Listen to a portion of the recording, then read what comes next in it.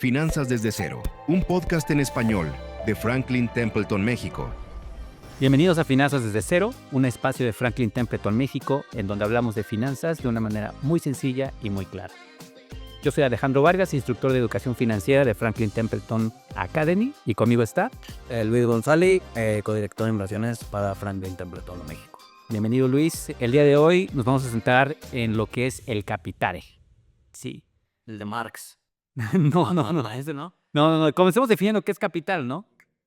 ¿Para ti qué es capital? Pues es en esencia todo lo que tienes. O sea, capital es una variable de stock, no es una variable de concentración. Ok. En esencia, pues lo que tienes acumulado, ¿no? Y es una variable de acumulación. Puede haber muchos tipos de capitales, ¿no? Ok. Puede ser haber acervo de conocimiento, un capital de conocimiento, puede ser el capital financiero, Capital humano. capital humano, exacto. Que ahorita lo vamos a definir. Pero sí, en esencia es pues una variable de acumulación, es lo que tienes de cierto tipo de cosa, dinero, conocimiento, trabajo, etcétera, ¿no? Bueno, buenísimo. Y nos interesa definir qué es capital porque queremos hablar de la diferencia o de la relación que existe entre capital humano y capital financiero. Un poco la idea de este episodio es ¿Sí? justamente ver el ciclo financiero, el ciclo de vida financiero de una persona, ¿no? Es decir, no es lo mismo sacar una radiografía de cómo están las finanzas de una persona de 20 años que sacar una radiografía de cómo están las finanzas de una persona de 60 o 70, ¿no? Sí. Y pues un poco la idea es ir viendo cómo ese ciclo va avanzando a lo largo de la historia, ¿no? Y generalmente, como decía, nos concentramos en un tipo de activos solamente, ¿no? O en un tipo de riqueza, que es la riqueza financiera, ¿no? Y en ese sentido, si solamente vemos la riqueza financiera, o sea, vamos a ver que una persona de 20 años pues es pobre, ¿no? No tiene mucho dinero en el banco, ¿no? La persona promedio no tiene mucho dinero en el banco, la persona promedio de 20 años. Y la persona promedio de 65, pues igual y tiene mucho más que una de 20, ¿no? Pero la riqueza o el capital financiero no es el único capital que tienen las personas, ¿no? También tienes el capital humano. Generalmente no se considera cuando estás haciendo tu planeación patrimonial. Correcto. Pero es importante hablar de ambos específicamente porque a lo largo de la carrera de una persona, estos van a tener una cierta relación entre ambas, ¿no? Exacto. Podemos entonces comenzar hablando de que al inicio de una carrera profesional la persona tiene mucho capital humano, ¿sí? Eh, Fuerza física, conocimiento, capacidad de absorber conocimientos o conceptos o información. Yo lo pondría también como trabajo potencial, ¿no? A mis 20 años, yo puedo darme el lujo o puedo darme la oportunidad de trabajar, O tener 2 o 3 trabajos, ¿no? tener 2 o 3 trabajos. Sí, A mis 65 probablemente no, sí. ¿no? Probablemente ya que a pesar de retirarme, querría bajar un poco la revolución o sea, ya no quiero estar trabajando 60 horas o 70 horas, probablemente 40, probablemente 30, ¿no? Sí. Entonces, yo diría que el capital humano podemos definirlo como un trabajo potencial, el trabajo que tengo para ejercer, ¿no? Hacia adelante. Buenísimo. La idea es, a lo largo de tu vida, convertir trabajo o más de capital humano. El capital humano puede tener varias características, ¿Ok? ¿no? Para simplificarlo, yo diría que se puede comportar de 2 formas distintas, ¿no? La primera es como si fuera un bono, ¿no? Es decir, como si fuera renta fija, ¿ok? Generalmente se comporta así cuando eres empleado, ¿no? Tú tienes tu capital humano, durante la quincena o durante el mes, tú ¿Percibes un ingreso? percibes un ingreso que podría ser como los intereses de tu capital humano y tienes un ingreso constante. Se comporta como un bono, ¿no? Que te está dando flujo constantemente. Si eres un emprendedor, ¿no? Probablemente no tengas un sueldo fijo. Sí, probablemente dependes de que le vaya bien a tu empresa. Sí. Entonces, tu remuneración es variable, ¿no? Probablemente no estés cobrando una quincena, probablemente tengas que trabajar un buen tiempo sin recibir dinero y después, si tu empresa es exitosa, pues ya empezar a capitalizar eso, ¿no? Entonces, si eres un emprendedor, entonces tu capital humano se comporta como una acción. Y al inicio de tu vida, De tu carrera profesional, ¿no? bueno, de tu carrera profesional, Sí. que tu capital humano es la mayor parte de lo que tienes, de tu riqueza. O sea, no tienes el dinero, no tienes la cuenta de banco, pero tienes trabajo potencial. Cómo se comporta tu capital humano es bien importante para saber qué hacer con tu portafolio, ¿no? Entonces, por ejemplo, si tu capital humano se comporta como un bono, entonces tú debes buscar balancear tu riqueza total, Ok. llámese capital financiero más capital humano, e invertir tu capital financiero en equity, en acciones. ¿Por qué? Porque ya tienes tu capital humano concentrado en un instrumento que se parece a un bono, que es tu trabajo, ¿no? Ok. Al revés, funciona también. Si tu capital humano es equity, eres un emprendedor, tu capital financiero, lo que tienes en el banco, pues ya no lo metas a equity, porque entonces vas a tener doble riesgo, que se comporte como equity y tu dinero se comporta como equity o como acciones, ¿no? Entonces lo que debes hacer si eres un emprendedor es tu lana. Un emprendedor generalmente es, no, me encanta el riesgo. No, lo más sensato es que el emprendedor, el dinero que tiene en el banco, lo tenga en bajo riesgo. Ya. Porque su capital humano es de alto riesgo, ¿no? Entonces podemos decir que el capital, dependiendo del tipo de capital humano que una persona tenga, va a determinar de alguna manera o en alguna ponderación cómo se invierte dicho dinero, ¿no? Cómo se invierte capital financiero. Debería, Debería. ¿no? Pero casi nadie lo toma en cuenta. Casi nadie dice, oye, ¿en qué trabajas? O cómo soy tu ingreso. Sí, ¿cómo percibe? No, generalmente voltean a ver tu portafolio, tu edad, y dicen, bueno, ya vamos a perfilarte de esta forma, Sí. ¿no? Pero en realidad, o sea, lo que haces o cómo vas desplegando tu capital humano es bien importante para poder hacer una gestión de un portafolio, digamos, integral de tu riqueza, donde al inicio tu riqueza se concentra más que nada en el trabajo que tienes por desempeñar. O sea, aquí estamos hablando de una primera perspectiva de cómo percibir el capital humano y financiero, ¿no? O sea, en donde vemos que el capital humano va a ser de uno de dos tipos y dependiendo de cuál sea el caso, el capital financiero se ajustará un poquito a esa dinámica, Se ¿no? debería ajustar esa dinámica. Sí. Claro.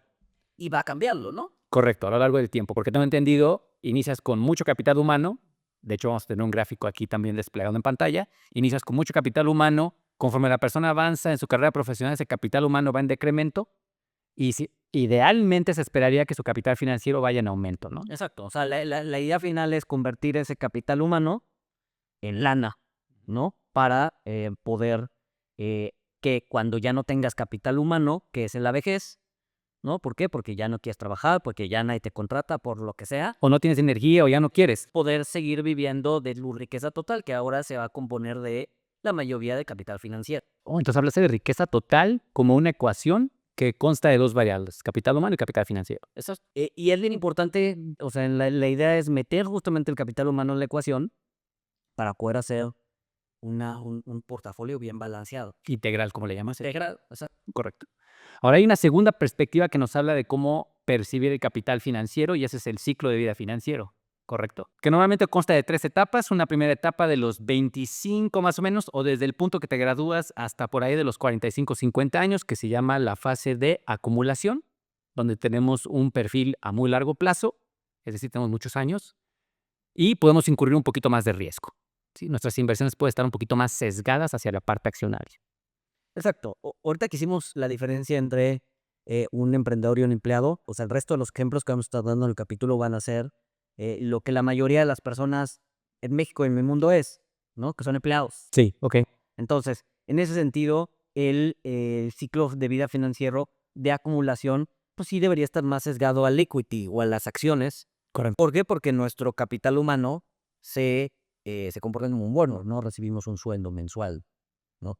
Entonces sí, la acumulación sería empezar a hacer crecer ese capital financiero, convirtiendo el capital humano en dinero, ¿no? Correcto. Entonces, esa primera fase de acumulación privilegiamos un poquito más, o sesgamos un poquito más hacia las acciones. Probablemente tengamos un poquito más de deuda o de pasivos porque salimos de la universidad, no tenemos un ingreso muy estable o pronunciado y tenemos un horizonte a muy largo plazo. Segunda fase, fase de consolidación, que va por ahí de los 45 a los 60, 65 años, dependiendo de cuánto te quieras jubilar. Y en esa etapa lo que buscamos ahora ya es liquidar deuda y preparar el camino para tener una muy buena jubilación. Entonces, ahí lo que vamos a hacer es reducir un poquito la exposición al riesgo para privilegiar un poquito más la deuda o la renta fija, comenzando a proteger un poco más el capital, teniendo todavía un ingreso periódico. Eso es correcto. Generalmente en esa parte de consolidación, el capital humano y el capital financiero tienden a igualarse, ¿no? En esa etapa de consolidación es justo donde podemos decir que la ecuación está balanceada entre capital humano y capital financiero. Correcto. Y llegamos a la última fase, que es la fase de desacumulación o la fase de retiro, posterior a los 65 años, dependiendo cuándo decidas retirarte o jubilarte, en donde uno pensaría que las inversiones probablemente ya no tienen un papel porque lo que buscamos es disfrutar de la vida. Pero, como bien sabemos, existe el efecto inflacionario. Y entonces, aunque la persona ya se encuentra en esta fase de desacumulación, sí hay un espacio para las inversiones y en su portafolio durante esta etapa. Exacto, correcto. Y además se vuelve mucho más vigente en nuestra época, ¿no? Te platicaba igual, cuando estábamos preparando el capítulo, platicamos de Bismarck, ¿no? En 1890. Él impuso las pensiones de beneficio definido, es decir, el trabajador no tenía que estar metiendo dinero, el Estado más bien se encargaba de darle la pensión a quien llegara a los 65 años. Entonces realmente el Estado no tenía que preocuparse por estar pagando pensiones. Las pensiones no eran un problema porque solamente los más ricos y acomodados llegaban a los 65 años.